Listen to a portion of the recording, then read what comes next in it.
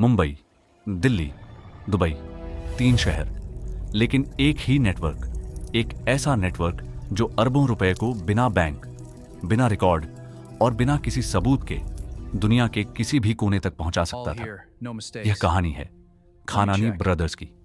एक ऐसा नाम जो आम लोगों के लिए अनजान था, लेकिन हवाला और ब्लैक मनी की दुनिया में बहुत ताकतवर माना जाता था।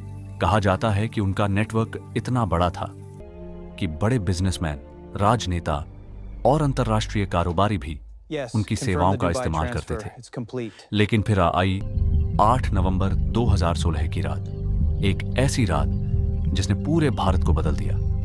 रात के 8 बजे टीवी स्क्रीन पर प्रधानमंत्री दिखाई दिए। ब्रेकिंग न्यूज, देश भर में लोग अपने सारे काम रोककर पुलिस जांच टीवी जारी देखने है। लगे। स्थानीय किसी को लोग अंदाजा नहीं चिंतित था हैं। कि अगले कुछ मिनट भारत के इतिहास में मेरे प्यारे दर्ज होने देशवासियों, वाले आज मैं हैं। आप सभी के समक्ष फिर एक हुआ वो महत्वपूर्ण ऐलान। संदेश लेकर आया हम काले धन के खिलाफ सबसे बड़ा और सख्त फैसला ले रहे हैं। आज रात 12 बजे से सभी पुराने 500 और 1000 रुपए के नोट बंद हो जाएंगे। बस इतना सुनना था। देश भर में अफरा तफरी मच गई। एटीएम के बाहर लंबी लाइनें लग गई। लोग पैसे बदलवाने के लिए भागने लगे। दुकानों पर भीड़ उमड़ पड़ी। लेकिन जहां आम लोग परेशान थे, वहीं कुछ लोग बहुत ज्यादा डर गए थे, क्योंकि उनका पूरा साम्राज्य कैश पर खड़ा था और उन्हीं में से एक था खानानी ब्रदर्स का नेटवर्क। कहा जाता है कि यह नेटवर्क हवाला सिस्टम के जरिए काम करता था। हवाला एक ऐसा सिस्टम जहां पैसा बिना बैंक ट्रांसफर के सिर्फ भरोसे और कोड वर्ड्स के जरिए एक देश से दूसरे देश पहुंच जाता था। अगर दिल्ली में पैसा दिया गया तो दुबई में बैठे आदमी को उतनी ही रकम मिल जाती थी। न कोई बैंक रिकॉर्ड, न कोई सरकारी एंट्री, न कोई टैक्स, सिर्फ नेटवर्क और भरोसा। इसी सिस्टम ने खानानी ब्रदर्स को बेहद ताकतवर बना दिया था। कहा जाता है कि उनके पास नकदी के बड़े बड़े गोदाम थे, फर्जी कंपनियां थीं, बेनामी अकाउंट थे और विदेशों तक फैला हुआ नेटवर्क था। लेकिन नोटबंदी ने सब कुछ बदल दिया। एक ही रात में पुराने नोट बेकार हो गए। जो पैसा कभी ताकत था, अब सिर्फ कागज बन चुका था। कमरों में भरे करोड़ों रुपए अब किसी काम के नहीं थे। कहा जाता है कि उस रात कई हवाला ऑपरेटर्स ने पैसा बचाने की कोशिश की। कहीं सोना खरीदा गया, कहीं फर्जी खातों में पैसा डाला गया, कहीं गरीब लोगों के खातों का इस्तेमाल हुआ।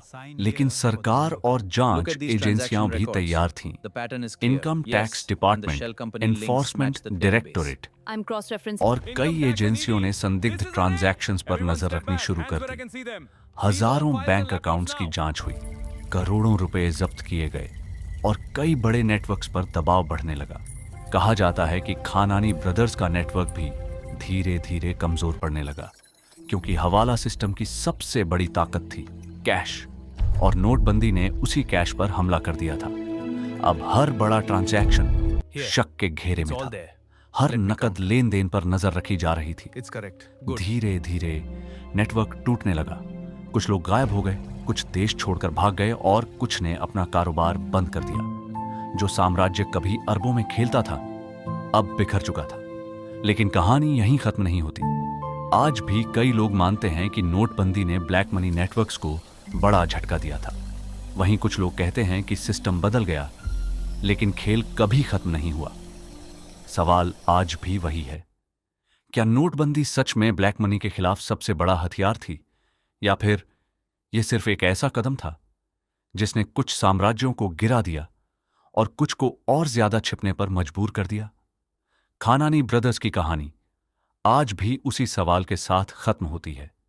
एक ऐसा सवाल जिसका जवाब शायद भारत की अर्थव्यवस्था के अंधेरे गलियारों में आज भी छिपा हुआ है।